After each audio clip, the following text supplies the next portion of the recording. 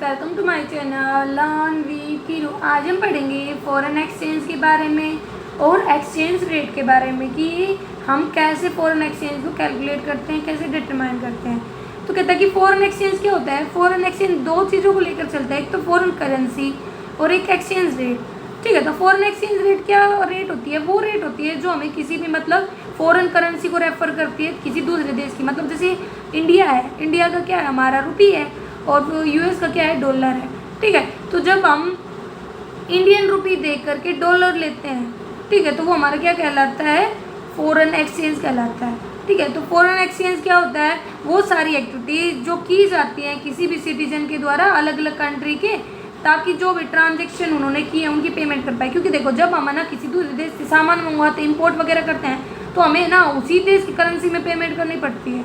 ठीक है, तो रेट ऑफ एक्सचेंज क्या होते हैं? फिर रेट ऑफ एक्सचेंज का मतलब होता है वो रेट जिस पर एक यूनिट होती है ना किसी भी देश की करेंसी की, उसको एक्सचेंज किया जा सकता है दूसरे देश की करेंसी से। अब बात बताओ, क्या $1 की वैल्यू $1 के बराबर होती है? नहीं। जब हमें $1 मिलता है ना, तो हम कम से कम 70 से 80 रुपये के बीच में रुपये पे करते हैं, तब हमें $1 मिलता है। तो वो जो रेट होती है ना, उसे बोलते हैं रेट ऑफ एक्सचेंज। ठीक है, तो फॉरेन एक्सचेंज यूज़ किया जाता है उस सिस्टम के रूप में जिसमें जो अलग अलग कंट्रीज होती है ना, वो क्या करती है, करेंसीज को खरीदती हैं और बेचती हैं एक दूसरे को।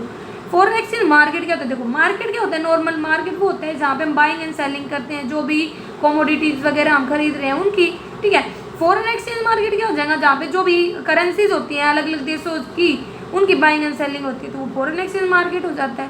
ठीक है, कहते हैं कि जो इसमें ना ट्रांसफर ऑफ फंड्स एक कंट्री से दूसरी कंट्री, स्पेकुलेशन वगैरह ये सब भी इंक्लूड होता है। क्यों? ताकि प्रॉफिट वगैरह कमाया जा सके। फिर बात आती है एक्सचेंज रेट। तो वही होती है जिसमें जो एक यूनिट होती है किसी देश की करेंसीज की, उसको एक्सचेंज किया जाता है दूसरे देश की जो number of unit of currencies होती है उनसे। जैसे $1 मतलब $1 वो हमारे 50 रुपीज़ के बराबर है, तो ₹1 किसके बराबर होगा? 2 सेंट्स के। ठीक है, मतलब जो डॉलर होता है उसको सेंट्स में बांट दें। तो यही बात आती है कि जो हमारी रेट ऑफ एक्सचेंज होती है वो एक टाइप से कहते हो एक देश की करेंसी का दूसरे देश की करेंसी से क्या रिलेशन है वो दिखाती है। ठीक है, इसको हम एक्सटर्नल वैल्यू ऑफ करेंसी भी बोल सकते हैं कि दूसरे देश की कंपैरिजन में हमारे देश की क्या वैल्यू है, हमारे देश की करेंसी की क्या वैल्यू है। ठीक है, फिर आप एक डेफिनेशन भी कर सकते हो। रेट ऑफ एक्सचेंज मेजर करता है कितनी नंबर ऑफ यूनिट्स है एक करेंसी की जो एक्सचेंज की जाएगी फॉरेन मार्केट में किसी दूसरे देश की 1 यूनिट ऑफ करेंसी के लिए। फिर बात आती है कि भाई जो रेट ऑफ एक्सचेंज होती है वो दो प्रकार की होती है, फिक्स होती है, फ्लेक्सिबल होती है। फिक्स मतलब जिसमें कोई बदलाव नहीं होता, जो सेम रहती है, जो किसके द्वारा फिक्स की जाती है, गोल्ड स्टैंडर्ड सिस्टम के अंतर्गत होती है। ठीक है, लेकिन जो फ्लेक्सिबल होती है वो चेंज होती रहती है। तो देखो, फिक्स रेट ऑफ एक्सचेंज को हम पैगिंग ऑपरेशंस भी बोल सकते हैं। ये वो रेट ऑफ एक्सचेंज होती है जो हमारी गवर्नमेंट फिक्स करके चलती है। ठीक है, मतलब इसमें सारे एफर्ट्स हमारी गवर्नमेंट लगाती है इसको फिक्स करने के लिए। इसमें क्या होता है कि भाई जो एक देश की करेंसी की वैल्यू होती है ना, वो ना डॉलर या गोल्ड के बराबर फिक्स कर दी जाती है। भाई $1 की वैल्यू 2 गोल्ड सिक्के 2 गोल्ड के बराबर है, 1 ग्राम गोल्ड के बराबर है, ऐसे। ठीक है, मतलब जब जो किसी भी देश की करेंसी की वैल्यू है वो गोल्ड में मेजर्स की जाए, गोल्ड के बराबर की जाए। ठीक है, तो कहता है कि जो मेंबर कंट्री होती है वो चेंज कर सकती है अपनी जो वैल्यू होती है करेंसी की। कैसे? डिवैल्यूएशन भी कर सकती है और वैल्यूएशन भी कर सकती है। मतलब अपनी जो करेंसी की वैल्यू घटा भी सकती है, उसको बढ़ा भी सकती है। लेकिन अगर 10% से ज़्यादा उसे ऐसा करना हो ना, तो उसे इंटरनेशनल मॉनेटरी फंड से परमिशन लेनी पड़ती है, जो कब एस्टैब्लिश हुआ था 1945 में। अब बात आती है भाई फिक्स रेट ऑफ एक्सचेंज की सपोर्ट में क्या क्या बातें हैं और इसके अगेंस्ट में क्या क्या। तो सबसे पहले हम फेवर में पढ़ेंगे। देखो, एक तो इंटरनेशनल ट्रेड को बढ़ाता है, क्योंकि देखो इसमें क्या है, सर्टेनिटी मिल जाती है, क्योंकि रेट ऑफ एक्सचेंज फिक्स है, कोई चेंजमेंट नहीं आता। ठीक है, तो इससे ना जो हमारे फॉरेनर्स होते हैं उन्हें क्लियर होता है कि भाई हमें इंपोर्ट करने के लिए कितना पैसा चाहिए, एक्सपोर्ट करने के लिए कितना। इकोनॉमिक डेवलपमेंट कहते हैं जो फॉरेन कैपिटल होती है वो बहुत ज़्यादा जरूरी होती है किसी देश की ग्रोथ के लिए। ठीक है, और जो फॉरेनर्स होते हैं वो लॉन्ग टर्म इन्वेस्टमेंट कर पाते हैं, क्योंकि जो एक्सचेंज रेट है वो स्टेबल है, कोई अनसर्टेनिटी क्रिएट नहीं होगी फॉरेन एक्सचेंज मार्केट में। इससे क्या होगा, इन्वेस्टर्स अट्रैक्ट होंगे, लॉन्ग टर्म इन्वेस्टमेंट होगी, पैसा आएगा। एंड ऑफ स्पेकुलेशन मतलब देखो, स्पेकुलेशन कब हो सकता है, जब किसी चीज़ में बदलाव हो, तभी तो कोई स्पेकुलेट कर सकता है उसकी प्राइस वगैरह को। लेकिन जो हमारे फिक्स रेट ऑफ एक्सचेंज होता है उसमें तो रेट है वो फिक्स रहती है, तो कोई स्पेकुलेशन की सिचुएशन नहीं। स्पेकुलेशन मतलब होता है सट्टा वगैरह लगाना, उसको गैस करना उस चीज़ से।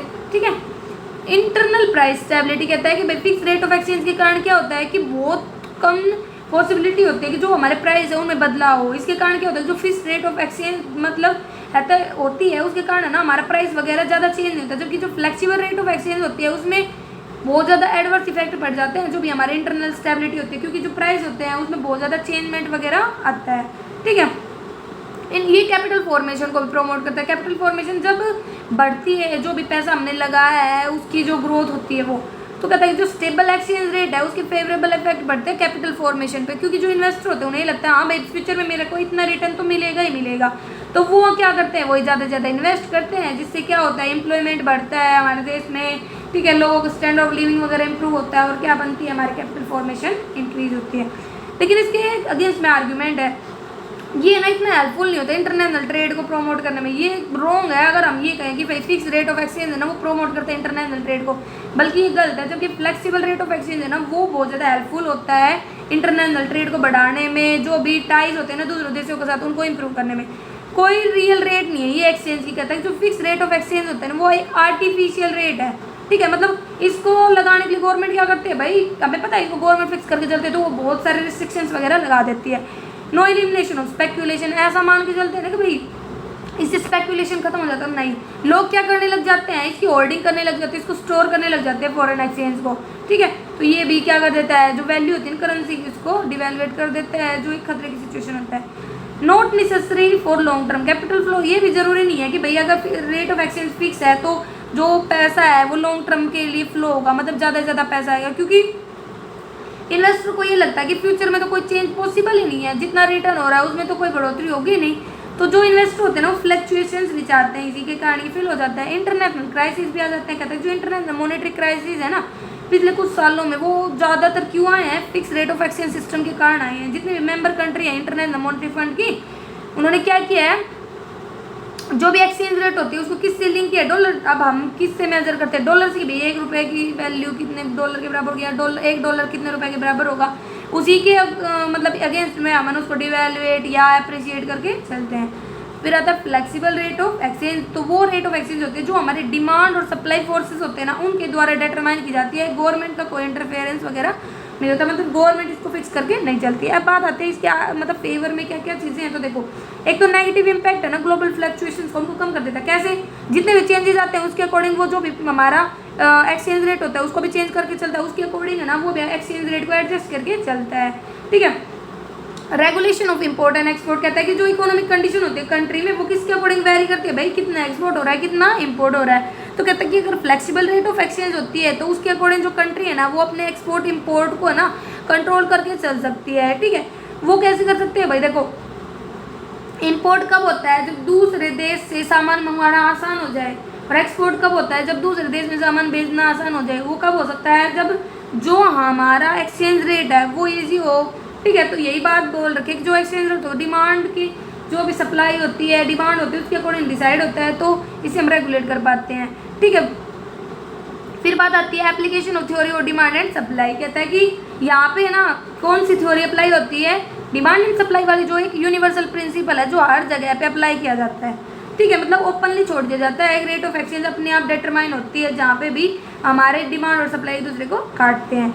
Improvement in balance of payment, कहता है कि जो फॉरेन एक्सचेंज होता है एंड जो इंटरनल इकोनॉमिक सिचुएशन होती है किसी भी कंट्री की वो इन्फ्लुएंस करके चलते हैं बैलेंस ऑफ पेमेंट को। अगर इसे सही करना है तो इसके लिए भी हमें जो हमारी एक्सचेंज रेट होती है उसको के अंदर इंप्रूवमेंट करने की जरूरत पड़ेगी। तो वो कब हो सकता है, जब हमारी जो रेट ऑफ एक्सचेंज है वो कैसी हो, फ्लेक्सिबल हो। ठीक है, तो यही बोल रहा है इसको बैलेंस किया जा सकता है अगर जो फॉरेन एक्सचेंज रेट है वो एडजस्ट हो जो भी सिचुएशंस है उनके according. Increase in international liquidity, कहता है कि जो फ्लेक्सिबल रेट ऑफ एक्सचेंज होता है ना वो इंक्रीज करता है लिक्विडिटी को। ठीक है, मतलब अलग अलग जो कंट्री होती हैं उनके जो भी लोग होते हैं वो उसको ना अपने अकॉर्डिंग मेंटेन कर पाते हैं, उन्हें जरूरी नहीं है कि वो गोल्ड का रिजर्व बनाए या कोई भी अदर वैल्यूएबल मैटर को स्टोर वगैरह करें।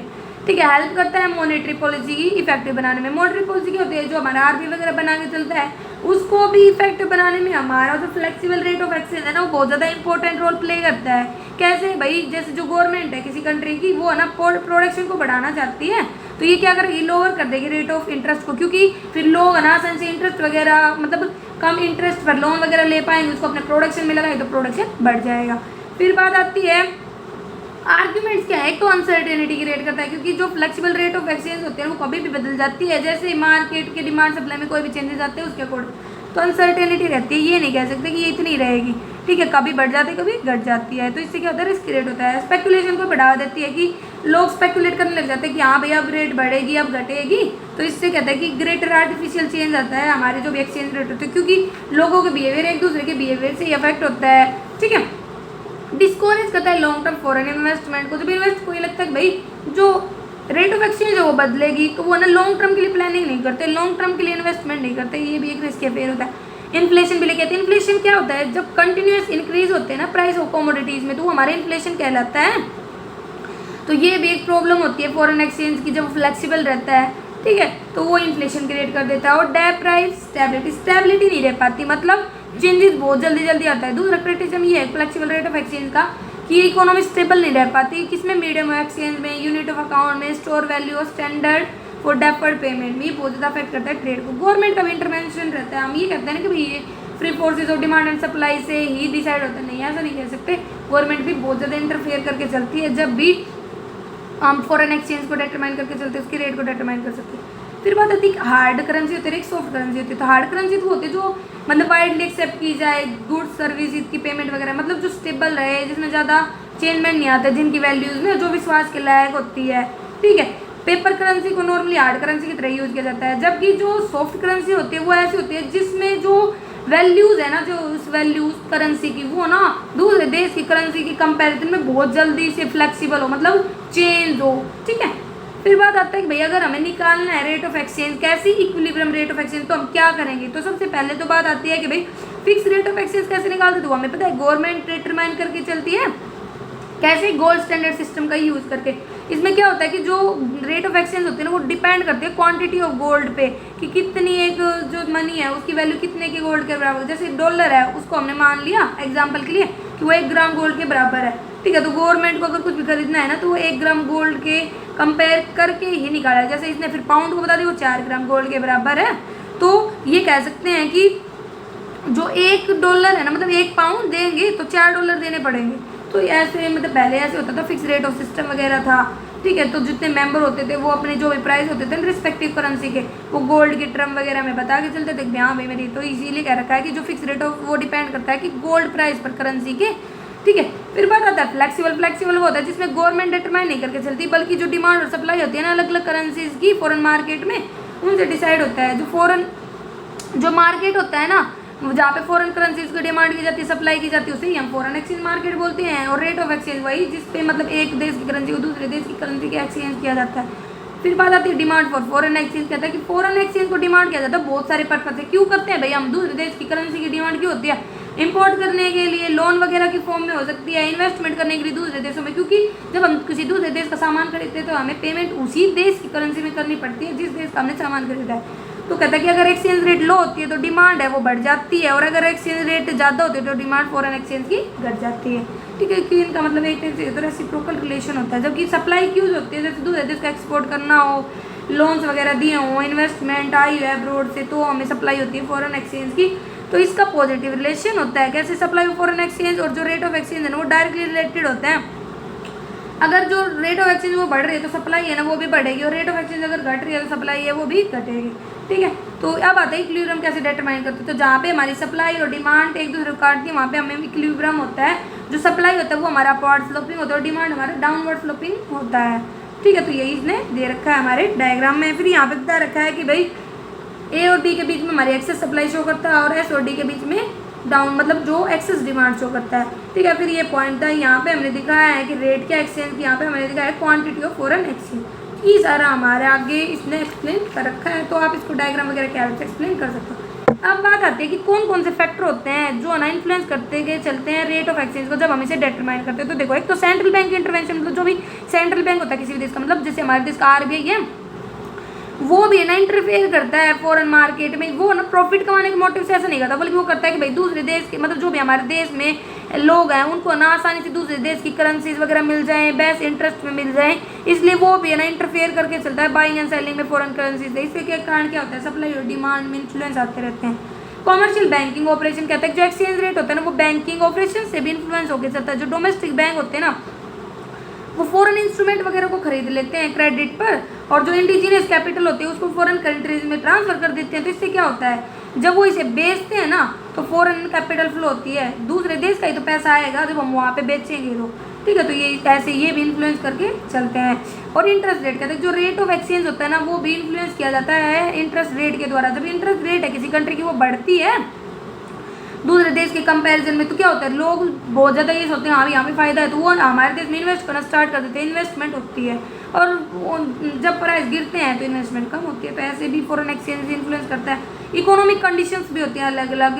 तो देखो, अगर प्रोटेक्शन पॉलिसी है, मतलब जहाँ पे जो भी कंपटीशन है उसे प्रोटेक्ट किया जाता है, किसी देश के इंपोर्ट वगैरह को कम किया जाता है, एक्सपोर्ट को बढ़ाया जाता है, तो वो प्रोटेक्शन पॉलिसी होती है, मतलब जिसमें हमारे देश के ऊपर ज़्यादा ध्यान दिया जाता है, मतलब बैलेंस ऑफ पेमेंट को फेवरेबल करने पर ज़्यादा ध्यान देता है। वॉर और पीस, देखो अगर किसी देश में पीस है, शांति वगैरह है, कंट्री अगर स्टेबल वगैरह है, तो क्या होगा, गवर्नमेंट इंस्पायर कर पाएगी फॉरेनर्स का, वो हमारे देश में आएंगे, इन्वेस्ट करेंगे। लेकिन अगर भाई वॉर वगैरह छिड़े हुए हैं तो दूसरे देश के जो इन्वेस्टर होते हैं वो डिस्ट्रैक्ट होंगे इन्वेस्टमेंट करने से पहले। फिजिकल पॉलिसी कैसी है गवर्नमेंट की, भाई फिजिकल पॉलिसी डिफिशिएट है या स्टेबल है या फेवरेबल है, कैसी है, तो वो भी डिपेंड करता है, ठीक है। एक्सचेंज कंट्रोल कहता है कि अलग अलग मेथड यूज़ किए जाते हैं एक्सचेंज को कंट्रोल करने के लिए सेंट्रल बैंक के द्वारा। तो वो क्या करता है, इन्फ्लुएंस करता है रेट ऑफ इकोनॉमिक ग्रोथ, भाई इनकम बढ़ रही है या नहीं, पर कैपिटल इनकम कैसी है, हाई सेविंग है या नहीं, इन्वेस्टमेंट रेट कैसी है, तो ये भी हमारी इकोनॉमिक ग्रोथ को दिखाते हैं, टाइप्स करके एक इंडिकेटर का काम करते हैं, ठीक है। फिर बात आती है मॉनेटरी कंडीशन, भाई देश में कैसी सिचुएशन है, इन्फ्लेशन फैला हुआ है, डिफ्लेशन फैला हुआ है, या जो मॉनेटरी स्टैंडर्ड्स है वो कैसे हैं, फिक्स्ड हैं, फ्लेक्सिबल हैं, वो सब देखा जाता है, ठीक है। तो ये भी किसी भी देश की जो रेट ऑफ एक्सचेंज होती है ना उसको इन्फ्लुएंस करके चलते हैं। इन्फ्लेशन पता है जब पढ़ाई एकदम से बढ़ने लग जाते हैं, और डिफ्लेशन होता है जब जो वैल्यू ऑफ मनी है ना वो गिरने लग जाती है। फिर आता है factor related to stock exchange. Stock exchange में देखो क्या बोल रहा है, जो बाइंग एंड सेलिंग होती है ना फॉरेन करेंसीज की, सिक्योरिटीज वगैरह की, डेब्ट सर्विसेज की, वो ना हमारे स्टॉक एक्सचेंज के अंतर्गत आते हैं, ठीक है, जो इन्फ्लुएंस करते हैं एक्सचेंज रेट को। तो देखो डेब्ट सर्विसिंग क्या होती है, डेब्ट ट्रांजेक्शन ना bring about change in the rate of exchange, वो ना जो हमारे रेट ऑफ एक्सचेंज होते हैं उसमें बदलाव लेके आते हैं, बैलेंस ऑफ पेमेंट को इन्फ्लुएंस करके चलते हैं। जबकि बाइंग और सेलिंग होती है उसमें क्या होता है कि जो भी रेजिडेंट इन्वेस्टर होते हैं वो स्टॉक को बाई करते हैं, सिक्योरिटीज वगैरह को शेयर करते हैं, फिर क्या होता है पेमेंट होती है। तो यही वही होता है, अगर दूसरे देश से खरीदेंगे तो वहाँ पे हम हमारे देश की करेंसी की पेमेंट करेंगे, और हमारे देश से बेचेंगे दूसरे देश में तो दूसरे देश की करेंसी हमारे देश में आएगी। तो ये जो स्टॉक एक्सचेंज फैक्टर होती है ये भी अफेक्ट करते हैं। पॉलिटिकल कंडीशंस कैसी है, स्टेबल है, अगर अच्छा है तो दूसरे देश से पैसा हमारे देश में आएगा, लेकिन अगर पॉलिटिकल सिचुएशन बेकार है तो हमारे देश में फॉरेन एक्सचेंज डिस्ट्रैक्ट होगा। ट्रेड मूवमेंट कैसा है, मतलब जो इंपोर्ट एक्सपोर्ट है उस पर कितना वैल्यू है उसकी, कितना वॉल्यूम, मतलब कितना ज़्यादा क्वांटिटी में फॉरेन एक्सचेंज किया जा रहा है, वो सब भी अफेक्ट करके चलता है। और कैपिटल फ्लो कैसा है कि अगर देखो हमारे देश में अच्छा कैपिटल फ्लो आ रहा है तो ये अफेक्ट करेगा रेट ऑफ एक्सचेंज को। कैपिटल फ्लो मतलब एक कंट्री से जब दूसरी कंट्री में जब पैसे का फ्लो होता है तो अगर और दो देश, मतलब एक देश को भी अगर हमारे देश पर विश्वास है, वो पैसे लगाते हैं और भी अट्रैक्ट होंगे कि हाँ ये प्रॉफिट कमा रहा है तो मैं भी ट्राई कर सकता हूँ। फिर आते हैं स्पेक्यूलेशन। जो स्पेक्यूलेशन होते हैं फॉरेन एक्सचेंज मार्केट में, ये फ्लक्चुएशन लेके आते हैं, मतलब बदलाव लेके आते हैं जो भी रेट ऑफ एक्सचेंज होती हैं। अगर स्पेक्यूलेटर फेवरेबल चेंज लेके आते तो रेट ऑफ एक्सचेंज ₹1 की वो फ्यूचर में अच्छी होगी, ठीक है, ज़्यादा से ज़्यादा डिमांड होगी हमारे रुपीज़ की, और ये हमारे जो भी रेट ऑफ एक्सचेंज होता है उस पर फेवरेबल इफेक्ट डालेगी, ठीक है। तो ऐसे स्पेक्यूलेशन भी अफेक्ट करके चलता है। इससे नेक्स्ट पार्ट में हम इनकी थ्योरीज के बारे में पढ़ेंगे कि रेट ऑफ एक्सचेंज की कौन कौन सी थ्योरीज है। अगर पहली बार मेरे चैनल पे आए तो सब्सक्राइब करें, लाइक करें और शेयर करें। अगर आपको कोई भी कन्फ्यूजन है तो कमेंट करके पूछ सकते हैं। Thank you.